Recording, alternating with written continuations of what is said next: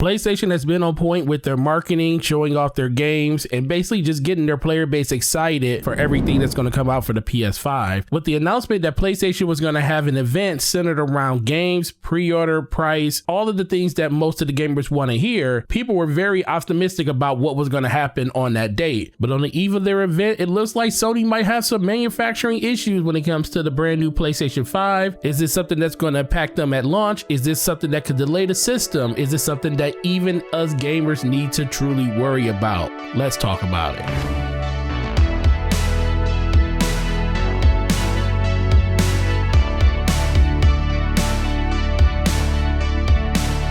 What's going on, ladies and gentlemen? It is your boy Forte, and thank you for checking out this video. Please hit that like button and please hit that subscribe button, and make sure you head over to Twitter. Follow me over there. It's the best place to interact with me as a gamer, so we can talk about the things we don't talk about in this video. So let's get straight into this video. It looks like Bloomberg is reporting that Sony is cutting production of their PS5 system by 4 million units. This is due to the production and yield issues when it comes to their system on a chip, which is known as the SoC. They were originally planned to do 15 million units by March 31st of 2021, and now they are only looking at shipping no more than 11 million units total by that date. So the first thing I want to say is thank God they caught this before they shipped them out to people's homes. This would have been a travesty if people would have got these systems at their home and upwards of 30 to 33% of the systems came back faulty. That would have been a bad look for Sony. It pretty much was a bad look for Microsoft. It was almost a death knell back in 2006 when Microsoft had the red ring of death and they had to invest over $1 billion to fix the problem. And if I remember, it was the Tylenol moment is what they called, because if they didn't fix that, Xbox might not be even around anymore because the failure rate was horrendous when it came to that system.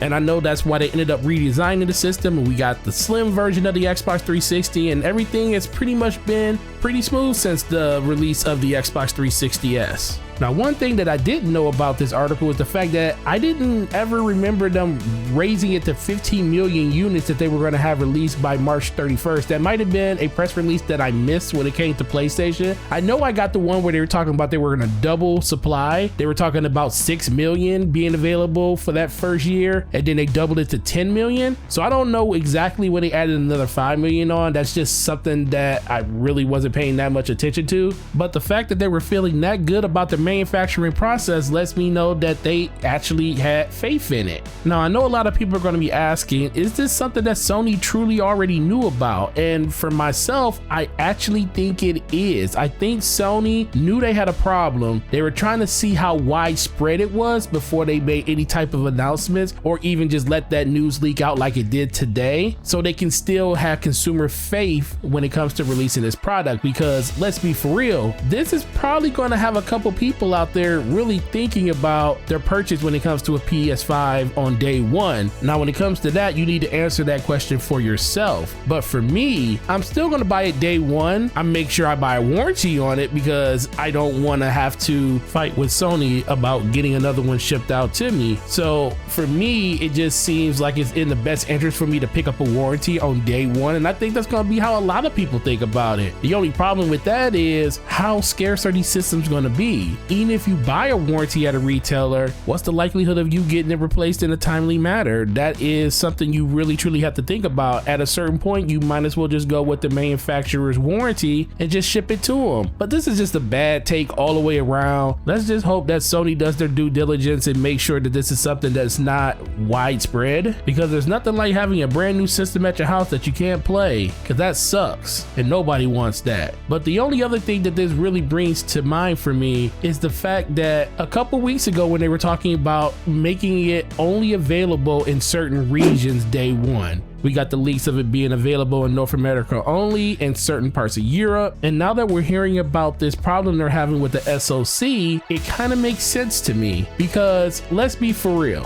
one of Sony's biggest regions is North America. It's also Microsoft's biggest region. And the fact that they are thinking about, or this rumor is stating that they're thinking about releasing it first in North America kind of makes sense to me, especially if you're going to have very low supply when it comes to your system. This this is something I can see truly happening, because I don't think Sony wants to see Microsoft get that far ahead when it comes to the North America player base. North America is Microsoft's home ground. Sony didn't beat Microsoft by that much when it comes to systems sold here in the United States of America and Canada. Sony destroyed Microsoft in other territories, like over in Europe, where they were beating them 9-1, in Japan like 6-1 or 4-1 or some crazy number like that. It's probably even worse than that in Japan because Microsoft didn't sell systems there. So this just opens up a possibility that that rumor could be true, because Sony knew that this was an issue they had to combat over the course of the beginning of next year. And that is something that this article really does state. They do say that this is only going to really impact them at the beginning of 2021, going through physical end year of March of 2021. So this isn't really going to affect them for the holiday, but it's the biggest holiday shopping season of the year, especially in North America, where people are spending more money than ever, and they definitely want to have a system there to compete with Microsoft, to make sure Microsoft just doesn't run away with the country. Now, people will still buy PlayStations no matter what, but what's the chances of a casual gamer wanting to go out and buy a brand new copy of Call of Duty, Madden, NBA 2K, and want to play it on the next gen system, and there's no PlayStations there because they're using their global reach to get their systems everywhere, compared to Microsoft probably allocating more to their home base here in America, but still using that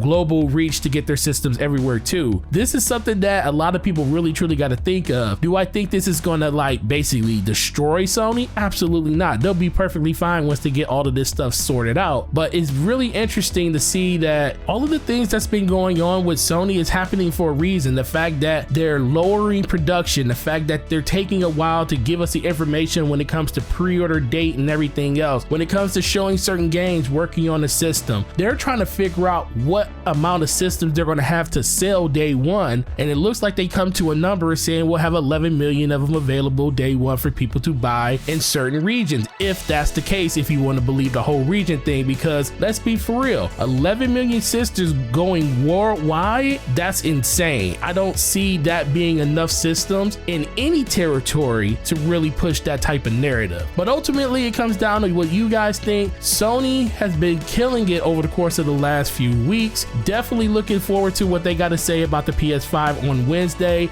I'll be in a live stream with the Iron Lords talking about it and checking it out. Me and Slow-Mo probably gonna go over some predictions tomorrow on Slow-Mo's channel for the next episode of the DPS podcast, so make sure you check us out over there. But outside of that, guys, what do you think about all this? Does Sony have something to worry about? Should PlayStation fans basically take a wait and see approach to see if this system is actually gonna be worth the time picking up day one? Do you even think that it's a chance that it could get delayed out of this year? I don't think so, but you might think something different. Let's have a conversation down in the comment section about that. Outside of that, guys, really appreciate you guys. We hit 2,000 subs earlier this weekend, and it's been incredible. Keep hitting that like button and sharing the video with all your friends on social media, and I will talk to you guys in the next video. Peace.